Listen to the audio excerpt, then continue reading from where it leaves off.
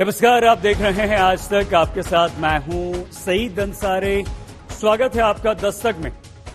सबसे पहले आपको किसान और किसानों के आंदोलन के खेत में राजनीति की फसल उगाने वालों के खिलाफ दस्तक देनी। किसान खड़ा आंदोलन में मांगे सबकी खैर, न काहू से दोस्ती न काहू से बैर।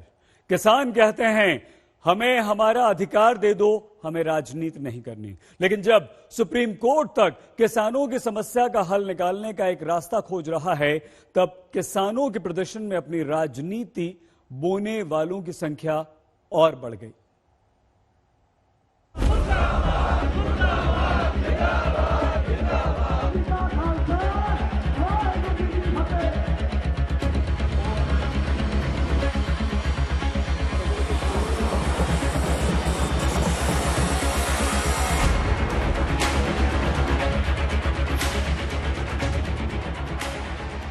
किसान आंदोलन 22 दिन बाद आगे लगातार जारी रहने की दस्तक देगा। रास्ता निकलेगा या फिर वोट की चाहत में आंदोलन राजनीति की फसल बन जाएगा। बीच में अन्नदाता खड़ा है, जवाब सियासत में फंसा है। सियासत, बिल फाड़ो और राज करो की। और ये 3 कानून हैं। ये तीनों कानूनों को मैं सदन के सामने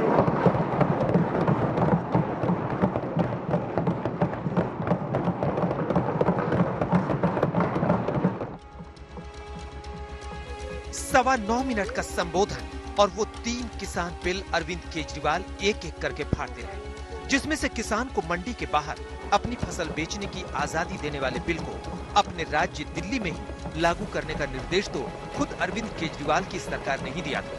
अब अपने ही फैसले को भी फाड़ने लगे केजरीवाल।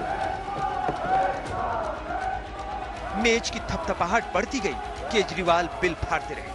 अपनी ही विधानसभा, अपने ही विधायक कानून किसानों से जुड़ा केंद्र का फाड़ दिया और नारे लग गए।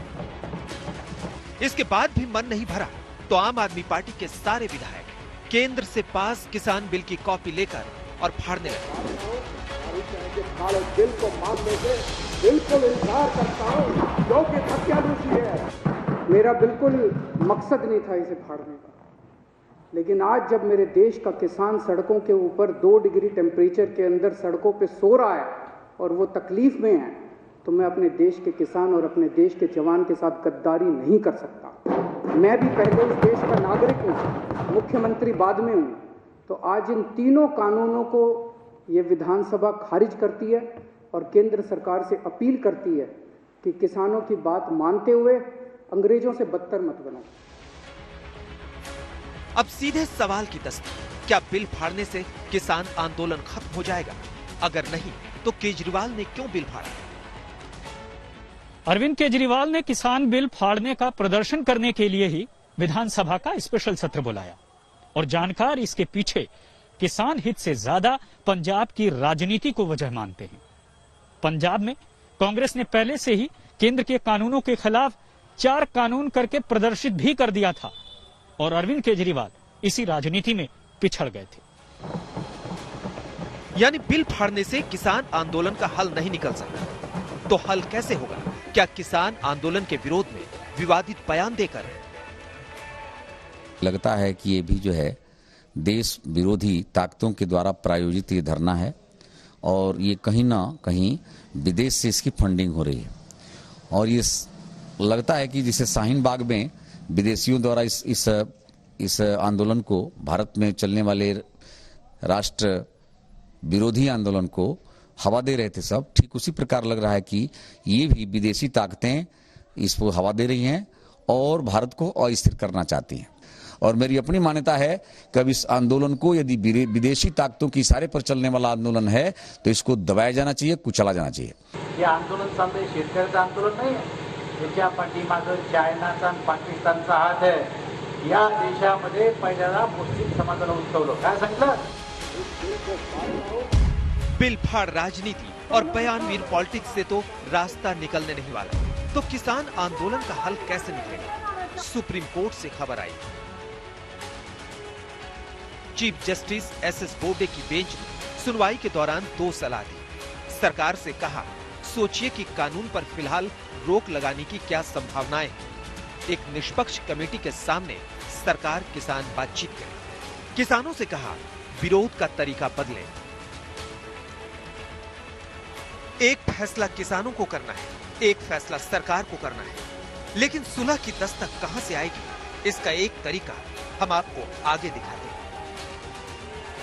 अनिशा माथुर के साथ राम किंकर सिंह, दिल्ली आज तक।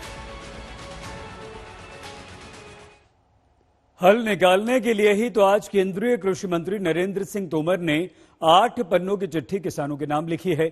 विश्वास किसानों को तोमर ने दिया है कि देश का पेट भरने वाले आर्थिक व्यवस्था की सबसे मजबूत रीढ़ रूपी किसानों का 3 नए कानूनों से भला होगा।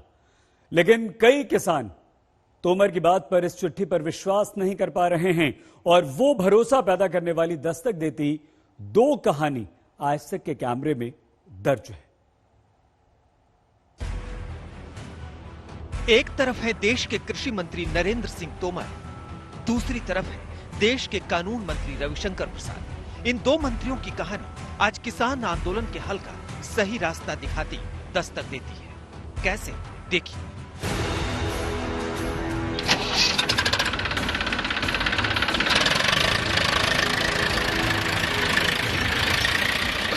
बात 14 दिसंबर की। आपके चैनल आज तक में प्रमुखता से समस्तीपुर के किसान की कहानी दिखाई। बताया कि कैसे 4 एकड़ में गोभी उगाने के बाद भी जो गोभी किसान को कीमत की खुशबू और स्वाद देती, उसी गोभी को ट्रैक्टर से रौंदना पड़ रहा। आज तक के कैमरे के सामने किसान की पीड़ा के निशान गोभी के खेत में छूटते नजर आते दिखे। ओम प्रकाश यादव ने अपनी उम्मीदों की गोभी का कचूमर खुद क्यों बनाया, ये पहले आपको सुनाते हैं। 4000 रुपये पर कट्ठा खर्च है और यहाँ 1 रुपये केजी पर नहीं बिक रहा है। यहाँ लेबर से कटवाना, बोरा लगाना, कसवाना, ठेला किराया दे के मंडी पहुँचाना और मंडी में फेंका जाना। 1 रुपये किलो भी बिक्री नहीं है, मजबूरन जाना पड़ रहा है। लॉस पर लॉस लग रहा है, इसलिए कि दूसरा राउंड है, इसमें 1 राउंड और इसमें बर्बाद हुआ है। फिर उसको उपटा के फिर 200 रुपये, तो इस बार देख रहे हैं कि 1 रुपया बिक नहीं रहा है। ट्रैक्टर चला दिए, लगा के क्या फायदा, लॉस लग रहा है, तो इसमें फसल छोड़ के क्या फायदा। चला दिए हैं, गेहूं और छिड़ देंगे। हालत ये तक दिखी कि किसान की उम्मीदें मिट्टी होने लगी तो आसपास के मजदूर उन गोभी को मुफ्त में ले जाने लगे।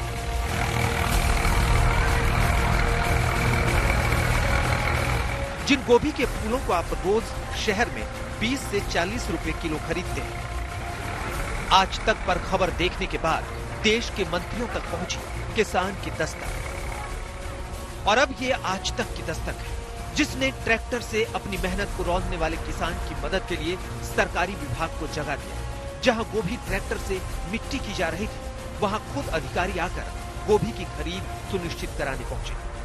बोले फोन पर कि हम रविशंकर बाबू के पीए बोल रहे हैं, आपसे को आपका जो चैनल पर चला तो मंत्री जी देखे और तुरंत सीएससी को फ़ोन किए, क्या सीएससी आपसे कुछ संपर्क में है? हम कहे जी सर, सीएससी हमसे बात कर रहे हैं। तो जो सब पेपर मांग रहे हैं वो रजिस्ट्रेशन में वो रजिस्ट्रेशन करवाइए और सीएससी के माध्यम से अपना जो मेहनत किए हैं फसल जो बचा हुआ वो बेचिए। सबसे पहले तो आपका चैनल को मैं धन्यवाद के पात्र हूँ।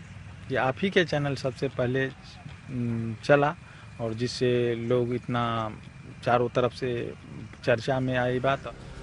कॉमन सर्विस सेंटर के जरिए रजिस्ट्रेशन करके ओम प्रकाश के खेत में बची 4 टन गोभी को 10 रुपए किलो कीमत की मदद से ऑनलाइन बिक्री कराई गई। सबूत है गोभी की ये बोरियां जो अब जमीन पर मिट्टी नहीं बल्कि उम्मीदों के सिर पर है। लेकिन सवाल ये है कि एक किसान ओम प्रकाश की गोभी बिक गई, दाम भी मिल गया, क्या सबको मिल पाएगा? आप ही के चैनल के माध्यम से इतना लोग हम पर ध्यान दिए हैं और हम चाहते हैं कि एक हम ही नहीं हैं किसान, प्रदेश में बहुत सा किसान है, सब तक ये लाभान्वित पहुँचे, जो सब लोग किसान अपने अपने बाल बच्चा को पढ़ा सके। सरकार का दावा है कि हर किसान तक लाभ पहुंचाने के लिए ही तो 3 नए कानून बनाए हैं, जिसके खिलाफ आंदोलन के 22 दिन हो गए। लेकिन बातचीत का रास्ता खुला है, ऐसा रास्ता जहां विरोध होता है। लेकिन ग्वालियर में ऐसे विरोध के बावजूद किसानों के सामने कृषि मंत्री नरेंद्र सिंह तोमर संयम से खड़े रहते हैं। आगे क्या हुआ, सुनिए ध्यान से। आदरणीय, आपसे निवेदन ये करना चाहती हूँ मैं कि क्या कारण है कि दिल्ली में जो 125 करोड़ किसान पड़ा, 1.25 करोड़ किसान पड़ा हुआ है, वहाँ आपको किसान नहीं दिखाई दिया, और यहाँ पर जो कि किसान सम्मेलन के नाम पर जो कार्यकर्ता सम्मेलन हो रहा है उसमें आपको किसान दिखाई दे रहा है। किसान बिल का समर्थन कर रहे हैं और जो किसान खड़े हुए 125 करोड़ नहीं है, आप गिनते हो, मैं उन किसानों से भी बात रखा हुआ है। कर रहे होगे ना विरोध आप एक मिनट आप एक मेरी बात 1 मिनट सुन लीजिए। सीधी सी बात है, कुल मिला के अगर आप बिल के समर्थन में आओगे और चर्चा करने के लिए आओगे तो चर्चा करेंगे। तो मतलब आप चाहते हैं कि हम जबरदस्ती समर्थन करें? आंदोलन नहीं, जबरदस्ती नहीं करो, विरोध करने के लिए स्वतंत्र हो। जब विरोध करोगे तो फिर जो प्रशासन की बातचीत है वो रोकेगा। आपके कार्यकर्ताओं द्वारा या आपके द्वारा किसानों को जो गुमराह हुए हैं किसान, उनको कृषि बिल के फायदे जो है वो बताने की चेष्टा की जाएगी, लेकिन जो आंदोलन कर रहे हैं या हम जैसे लोग आंदोलन कर रहे हैं उनको तो वहाँ तक पहुँचने नहीं दिया जा रहा है। आप मुझसे समझ लीजिए, मैं समझ दूंगा, आप मुझसे बात करो। जब आंदोलन करोगे तो व्यवहार आंदोलन का हो, किसान को राहत देने के लिए कानून बनाए। यानी किसानों से बातचीत और किसानों को उनकी उपज का सही दाम दिलाने का भरोसा जैसे कृषि मंत्री और कानून मंत्री ने दिया, यही 2 रास्ते देश के अन्नदाता के आंदोलन का हल निकलने की दस्तक देते हैं। आज तक ब्यूरो। किसान आंदोलन की इस खबर से आइए आपको लिए चलते हैं उत्तर प्रदेश। अपराधी जेल भी चला जाए तो अपना साम्राज्य चलाता है, ऐसे ही अपराधियों के खिलाफ सबसे बड़ी दस्तक उत्तर प्रदेश में दी जा रही है, जहां मुख्यमंत्री योगी आदित्यनाथ अब रॉबिनहुड राजनीति की दस्तक दे रहे हैं।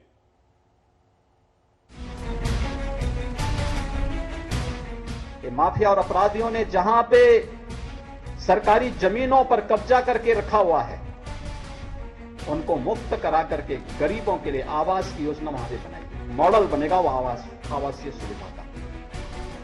यकीन मानिए, पूरी दुनिया में ऐसी दस्तक किसी ने नहीं है जो उत्तर प्रदेश में अपराधियों के वर्चस्व, बाहुबल, रुतबे को धराशायी करने के बाद अब उत्तर प्रदेश की सरकार दस्तक देने जा रही है। उत्तर प्रदेश के अंदर कोई सोचता था?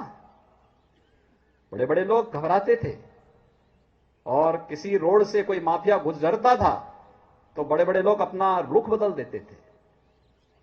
और मैंने तो देखा है बहुत सारे लोगों को स्थगित हो जाती थी कार्रवाई बहुत सारी जगह तो।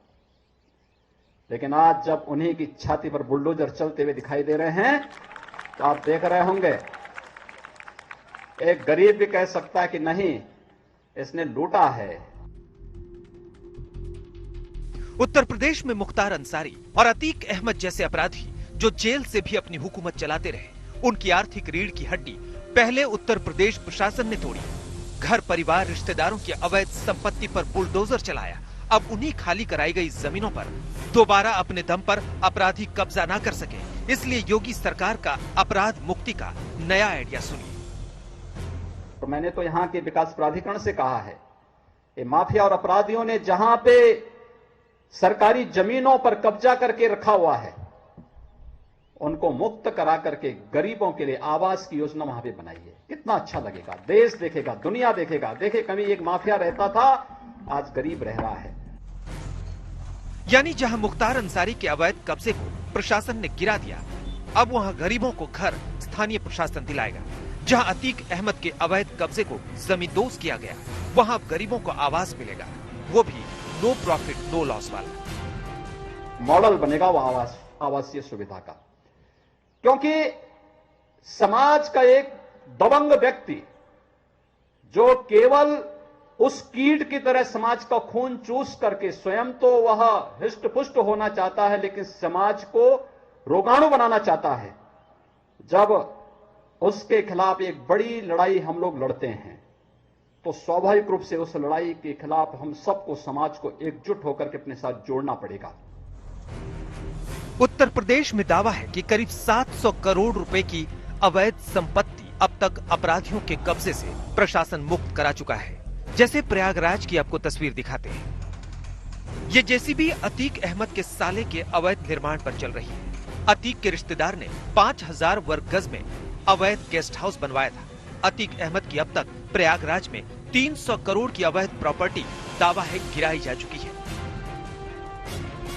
अब ऐसी ही खाली कराई गई जमीन पर अपराधियों के सीने पर यूपी में जरूरतमंदों को घर दिलाने का प्रयोग किया जाना है।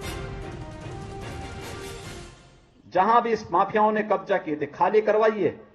एक आवासीय व्यवस्था अधिवक्ताओं के लिए, एक शिक्षकों के लिए, एक व्यापारियों के लिए, एक पत्रकारों के लिए, अलग अलग तबके के लिए अलग अलग दे दीजिए और नो लॉस नो प्रॉफिट पर दीजिए।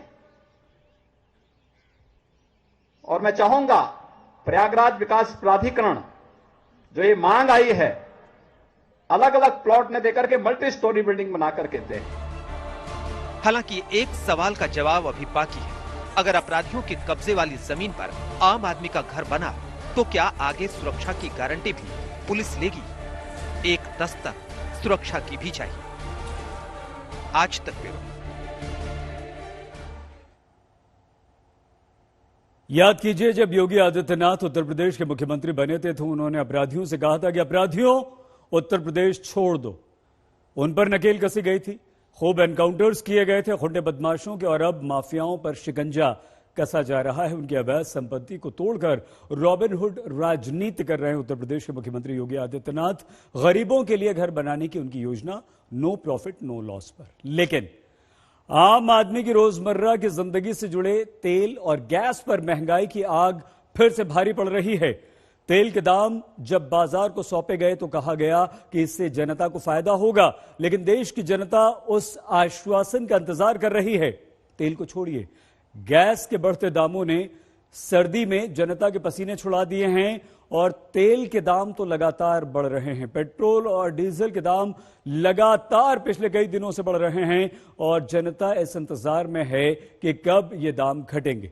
लेकिन पेट्रोल डीजल के दाम बढ़ना सिर्फ गाड़ी चलाने पर असर नहीं डालता है, बल्कि इससे महंगाई बढ़ती है, इससे सब्जियां महंगी होती हैं, माल ढुलाई का किराया बढ़ता है और तमाम दूसरी चीजें जो देश में एक जगह से दूसरी जगह जाती हैं वो महंगी होती हैं। लेकिन जब गैस रसोई पर असर डालती है तो वो गैस के दाम बढ़ते हैं, तब असर डालती है और उसका असर पूरे परिवार पर पड़ता है। यही हो रहा है।